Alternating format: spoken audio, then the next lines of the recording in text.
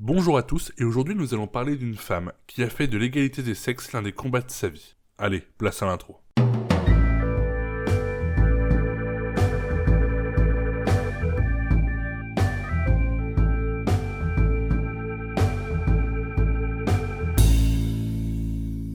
Nous parlons aujourd'hui de Simone Veil. Née à Nice le 13 juillet 1927 au sein d'une famille juive, elle subira la déportation au cours de la Seconde Guerre mondiale. Elle sera déportée au camp d'Auschwitz à l'âge de 17 ans et elle y perdra ses parents et son frère. Mais elle arrive à rentrer avec sa sœur Madeleine. Après sa libération, elle entreprend des études de droit et elle épouse Antoine Veil en 1946 et prend aussi son nom de famille. Son nom de jeune fille était Jacob. De ce mariage va naître 3 enfants, 3 garçons. 2 vont devenir avocats et le plus jeune va devenir médecin. Et ce médecin est actuellement le seul enfant du couple à être décédé. Elle entre ainsi dans la magistrature en 1957, à tout juste 30 ans. En 70, elle est la première femme à occuper le poste de secrétaire générale du Conseil supérieur de la magistrature, après avoir été haut fonctionnaire dans l'administration pénitentiaire au ministère de la Justice. Et sous la présidence de Valéry Giscard d'Estaing, elle sera nommée ministre de la Santé, avec comme Premier ministre Jacques Chirac. On est alors en mai 1974 et Simone Veil sera l'une des premières femmes à atteindre ce poste. Elle sera rapidement chargée de présenter au Parlement le projet de loi sur l'interruption volontaire de grossesse, l'IVG. Loi qui va dépénaliser l'avortement, et ce sera l'un de ses grands combats politiques. Après le 17 janvier 1975 et l'entrée en vigueur de la loi sur l'IVG, et ce malgré les menaces de mort de ses principaux opposants, sa cote de popularité n'a pas arrêté d'augmenter, même si à l'époque cette cote avait moins d'impact que maintenant, mais avait tout de même son importance. 4 ans plus tard, après s'être déclarée en faveur de l'Union européenne, elle porte la liste de l'UDF et sera élue députée européenne. Après cela, elle sera nommée présidente du Parlement européen et ce sera la première femme à ce poste.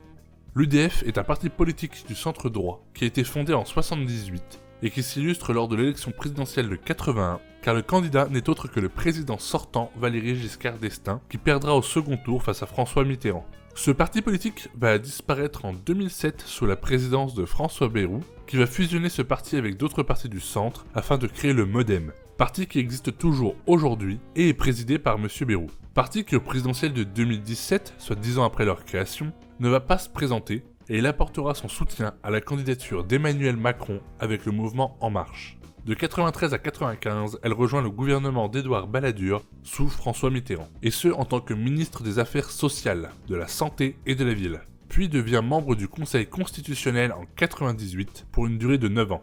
Particulièrement active, elle est aussi la présidente de la Fondation pour la mémoire de la Shoah de 2000 à 2007, dont je le rappelle, elle fait partie des victimes. Elle devient aussi membre du conseil d'administration de l'IFRI, l'Institut français des relations internationales.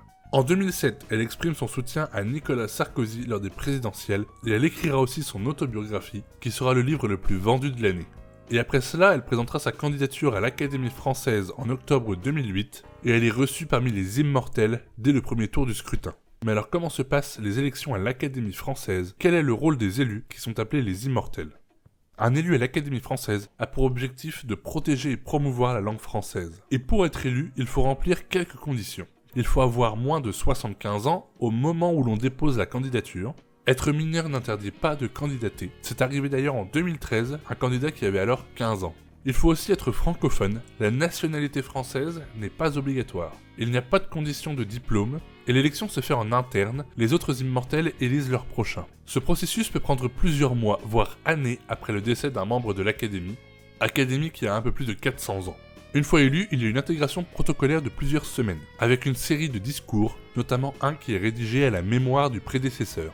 Pour les malheureux qui ne sont pas élus, rien ne leur empêche de recandidater plus tard. On note par exemple le malheureux parcours d'Émile Zola, qui s'est présenté 24 fois sans succès.